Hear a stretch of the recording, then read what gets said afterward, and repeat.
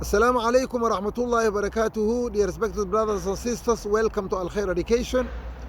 And I will speak Somali language first and then English regarding Yawm Arafah, which is this Friday coming, inshallah ta'ala. And walaalaha sharafta Soomaaliyeed meel ka joogtaan waa idin salaamay. Waxaan idinla qaybsanayaa maanta Yawm Arafah waxay ku aadanta jimcadan soo socoto. Marka ma la soomi karaa mise lama soomi karo?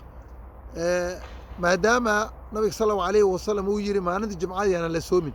Waxaan arkay video socdo oo runtii mataqaanaa sheekh Hargeysa joog inuu soo duuban filayaa uu leeyahay maalinta jimcada ah oo soo socoto maadaama ay Arafo tahay maalin kaligeed lama soomi karo ee khamiista ka hormariyo. Arrintaas aan rabaa wax yar inaan baraarujiyo insha Allah ta'ala. Waxaad ogaataa horta xadiidku sheekh sheegay waa runtiis. nabiga sallallahu alayhi wasallam wuxuu yiri laa yasuumanna ahadukum yawma al-jum'ah إلا يوما قبله أو يوما بعده. midkiin yuusan soomin maalinta jimcada ah ilaa maalin ka hormari ama maalin ka dambaysiiyo mooye. nabiga sallallahu alayhi wasallam saanuu yiri. marka hadda laakiin Carafa imaade maalinta Carafa ay ku soo aatay jimcadii maxaa la suubinayaa? marka waxaa la suubinayaa waxaa weeye yawmu Carafa oo jimcadan soo socoto waa la soomayaa. arrintan waxay ka hadlaysaa xadiidkan wuxuu ka hadlayaa qofka inuu ku kaliyeela maalinta jimcada soonka maadaama maalinta jimcada maalin barakaysan ay tahay waa maalinta asbuuc ugu wanaagsan waa maalinta nabiyullaahi aadam calayhi salaatu wasalaam la abuuray waa maalintii runtii mataqaanaa jannada la geeyey waa maalinta la soo bixin doono waa maalinta qiyaamada dhici doonto yacni maalinta jimcada waa maalin barakaysan maadaama ay saas u barakaysanta dad barkiis badana waxay door bidayaan inay maalinta jimcada bis soomaan saas awgeed nabiga sallallahu alayhi wasallam uu yiri saas laa yasuumanna ahadukum yawma al-jum'ah illa yawman qablahu aw yawman ba'dah. marka saas awgeed ayaa loo yeelay in aanan la soomin maalinta jimcada kaliya oo qofka uu maalintaas ku takhsiis yeelo maalintaas kaliya u dhaha maalinta jimcada barakaysan waa soomiya. laakiin hadday ku soo aado yawmul Arafah waa la soomiya. maxaan ku dhahay waa soomaysaa mataqaanaa jimcadan soo socoto waa soomaysaa. qasab maaha inaad maalin ka hormariso maalinta ka dambaysa waaba sabti uma ka damaysiin kartid. marka waa soomi kartaa maalinta Carafada ah. waxaa kaloo la mid ah maalan haddii qado lagugu leeyahay maalin qado lagugu leeyahay oo soonka ah oo waajib ah maalan qof aad u shaqo badan aad tahay maalinta jimcada bisaas oo tahay maalintaas iyadana waa soomi kartaa. waxaa kaloo la mid ah nabiyullaahi daawud calayhi salaatu wasalaam soonkiisa oo kale maalin waa soomi jiri maalinna waa afuri jiri.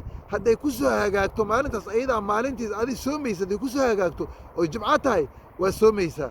waxaa la mid ah maalan qofkii ballan galo oo kale oo mataqaanaa ballan galo maalin lagu leeyahay hadday jimco ku soo hagaagto waa soomi karaa. laakiin waxaa la diidayay nahyiga nabi sallallahu alayhi wasallam uu sheegay waxaa weeye inaad jimcadan bis aad doortid oo jimcadii aad mataqaanaa aad ku takhsiisaysid oo keligeed aad soontid tan la diida taa weeye. marka walaalaha sharafta kolley waxaan u malaynayaa in si fiican looga dhargay. midda kalena maalinta Carafada oo hadda soo socoto waa maalinta ugu fiican sanadkoo dhammaala sababtoo maalin Carafana waa ku soo hagaagtay waana maalin jimco ah waa maalinta sanadka dhan ugu fiican. nabiga sallallahu alayhi wasallam wuxuu yiri innii ahtasibu cala allaahi an yukaffira as-sanata allatii qablah wa sanata allatii bacdah. waxaan Allah subxaanahu wa tacaala ka rajaynayuu yiri soonka yawmu Carafa markaan soomo in ma sanadkii la soo dhaafay dambiga iga dhacay in lii dhaafo sanadka soo socda way iga dhici doonaan insha Allah ilaahay iga dhaafo ayaan mataqaanaa u soomiyaa aan ka rajaynaa Allah subxaanahu inni ahtasibu cala allaahi an yukaffira. waad arkaysaa markaan say muhiim u tahay marka walaalkay walaashay maalintaas ayayna kaa baaqan yawmu Carafa oo jimcadan ku aadan.